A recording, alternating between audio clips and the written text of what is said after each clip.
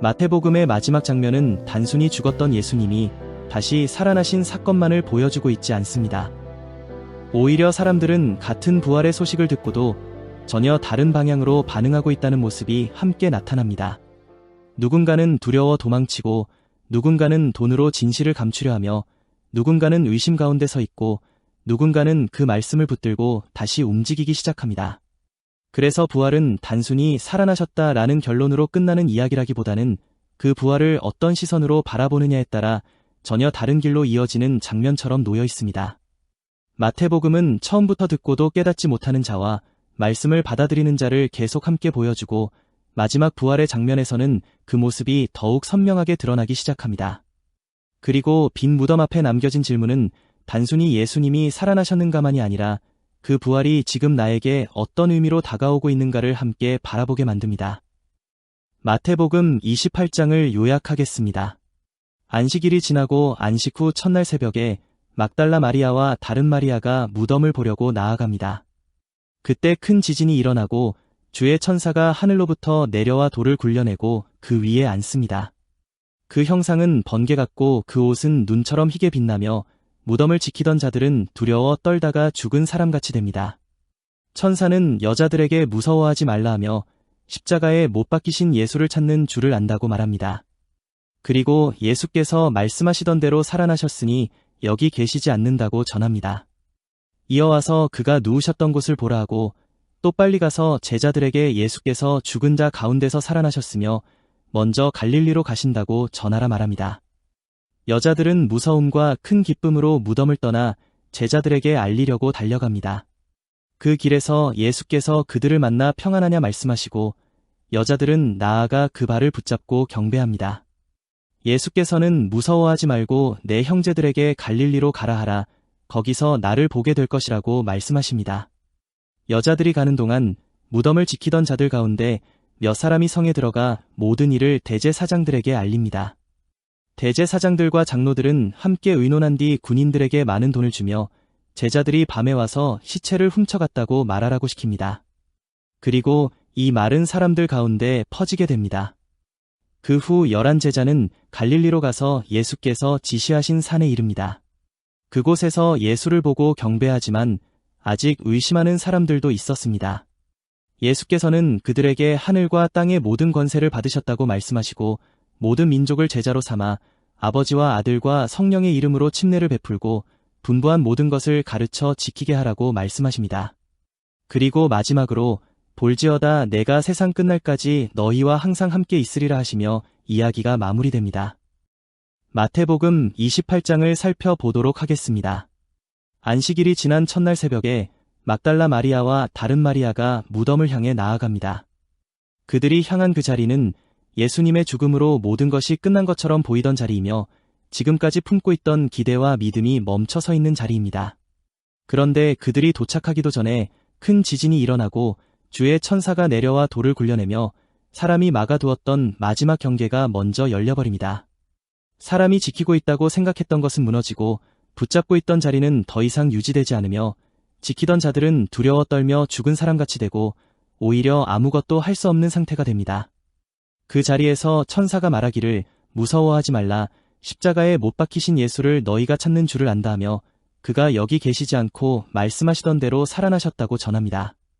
눈으로 확인하려 했던 자리는 비어 있고 대신 들었던 말씀이 이루어져 있으며 붙잡을 수 있는 것은 사라지고 따라가야 할 방향만 남게 됩니다.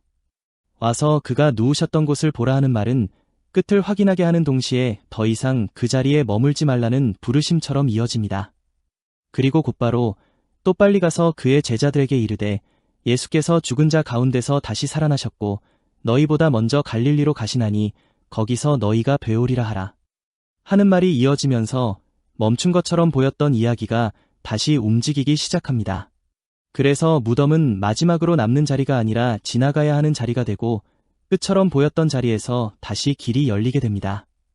그리고 여자들은 무서움과 큰 기쁨 속에서 그 자리를 떠나 제자들에게 알리려고 달려가게 됩니다.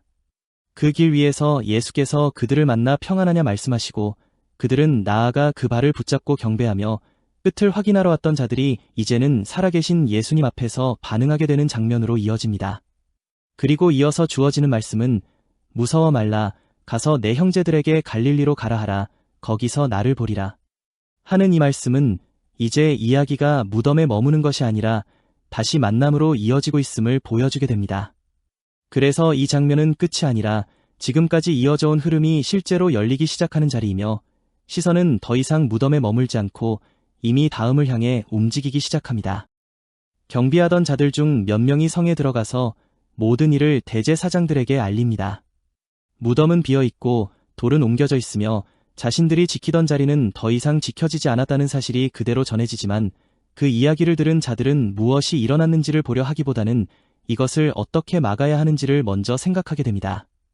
장로들과 함께 의논한 그들은 군병들에게 돈을 많이 주며 밤에 제자들이 와서 시체를 훔쳐갔다 하라고 말하고 만일 이 말이 총독에게 들리더라도 우리가 권하여 너희로 근심하지 않게 하겠다고 합니다. 드러난 일을 따라가는 것이 아니라 기존에 붙잡고 있던 이야기를 유지하려는 흐름이 끝까지 이어지고 있는 것입니다. 이미 무덤은 비어있는데도 사람들은 여전히 자신들이 붙잡고 있던 방식 안에서 생명을 이해하려 합니다.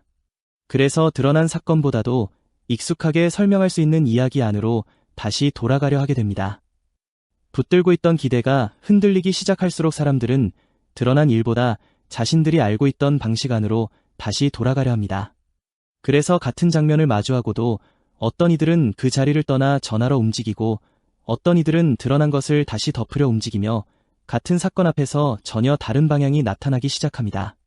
결국 그들은 돈을 받고 가르쳐준 대로 말하게 되고 그 이야기는 유대인 가운데 두루 퍼지게 됩니다. 하지만 이미 이야기는 무덤 안에 머물러 있지 않습니다.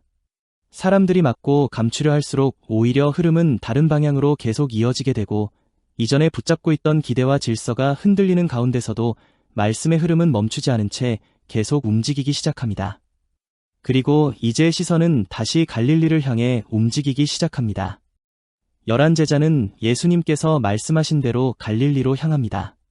모든 일이 끝난 것처럼 보였던 자리 이후에도 결국 움직이는 자들은 다시 말씀을 따라 움직이고 있는 것입니다. 갈릴리는 처음 부르심이 시작되었던 자리이기도 하고 많은 말씀과 표적이 이어졌던 자리이기도 합니다. 모든 것이 무너진 것처럼 보이는 순간에도 흐름은 다시 처음 말씀하신 자리로 이어지고 있습니다.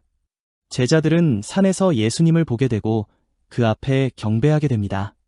하지만 그 장면 속에서도 여전히 의심하는 자들이 함께 남아 있습니다. 이미 무덤은 비어 있었고 전에 들은 말도 있었으며 직접 예수님을 보고 있는 자리인데도 사람 안에서는 여전히 흔들림이 함께 나타나고 있는 것입니다. 그래서 부활 이후의 장면은 단순히 놀라운 사건을 보여주는 데서 끝나지 않고 같은 말씀과 같은 장면 앞에서도 사람마다 서로 다른 반응이 계속 드러나고 있음을 보여주게 됩니다. 어떤 이들은 그 흐름을 따라 경배로 나아가고 어떤 이들은 여전히 자신이 이해할 수 있는 자리 안에서 머물러 있게 됩니다. 그리고 예수님께서는 그런 제자들에게 가까이 오셔서 이제 마지막 말씀을 이어가기 시작하십니다. 예수님께서 제자들에게 가까이 오셔서 말씀하십니다. 하늘과 땅의 모든 권세를 자신에게 주셨다고 하시며 이제 제자들을 세상으로 보내기 시작하십니다. 그들은 더 이상 한자리에 머무는 사람들이 아니라 들은 말씀을 가지고 다시 움직여야 하는 자들로 이어지게 됩니다. 예수님께서는 모든 민족을 제자로 삼고 아버지와 아들과 성령의 이름으로 세례를 베풀며 자신이 분부한 모든 것을 가르쳐 지키게 하라고 말씀하십니다. 여기서 흐름은 단순히 지식을 전하는 데 머물지 않습니다. 말씀을 듣고 배우고 지키며 다시 이어가는 흐름 자체가 계속 움직이기 시작하는 것입니다. 마태복음은 처음부터 말씀을 듣는 자와 듣지 않는 자, 깨닫는 자와 깨닫지 못하는 자, 겉모습과 실제가 다른 자들을 계속해서 함께 보여주었습니다. 그리고 마지막에 이르러서는 이제 그 말씀을 누구를 통해 이어가게 되는지가 남게 됩니다. 예수님께서는 보이는 자리에서 떠나가시지만 마지막 말씀은 오히려 함께함이 끝나지 않았음을 보여주고 있습니다. 볼지어다 내가 세상 끝날까지 너희와 항상 함께 있으리라. 함께함은 더 이상 눈에 보이는 방식 안에만 머물러 있지 않고 말씀을 따라 움직이는 흐름 속에서 계속 이어지게 됩니다. 그래서 마태복음의 마지막은 끝나는 장면이라기보다는 이제 말씀이 다시 사람들을 통해 이어지기 시작하는 자리로 남게 됩니다. 오늘 살펴본 마태복음 28장은 단순히 죽음 이후의 사건을 기록하는 장으로 끝나지 않습니다. 무덤은 비어 있고 사람들은 서로 다른 이야기를 붙들기 시작하며 같은 장면 앞에서도 전혀 다른 방향으로 움직이게 됩니다. 어떤 이들은 드러난 일을 감추려 하고 어떤 이들은 그 말씀을 따라 다시 움직이기 시작합니다. 그리고 그 흐름 속에서 사람 안에 무엇이 남아있는지도 함께 드러나게 됩니다. 누군가는 여전히 자신이 이해하던 방식 안에서 생명을 붙들려 하고 누군가는 흔들리는 가운데서도 말씀을 따라 다시 갈릴리로 향하게 됩니다. 예수님께서는 마지막까지 제자들과 함께 하시며 이제 말씀을 다시 이어가라고 보내기 시작하십니다. 그래서 28장은 끝의 장면처럼 보이지만 실제로는 멈춤보다는 이어짐에 더 가까운 장으로 남게 됩니다. 십자가와 무덤으로 모든 것이 끝난 것처럼 보였지만 말씀의 흐름은 거기서 멈추지 않았고 이제는 사람들을 통해 다시 움직이기 시작합니다. 그리고 마지막에 남는 것은 단순히 빈 무덤의 이야기가 아니라 같은 말씀 앞에서 결국 무엇을 붙들고 살아가고 있는가를 되묻게 하며 마태복음은 마무리됩니다. 마태복음을 처음부터 끝까지 따라가다 보면 사람들은 모두 같은 예수님을 보고 있었지만 그 앞에서 서로 전혀 다른 방향으로 반응하고 있었다는 모습이 계속 함께 이어집니다. 누군가는 말씀을 듣고도 깨닫지 못하고 누군가는 표정만 따라오며 누군가는 끝까지 자신이 기대하던 모습 안에서 예수님을 이해하려 합니다.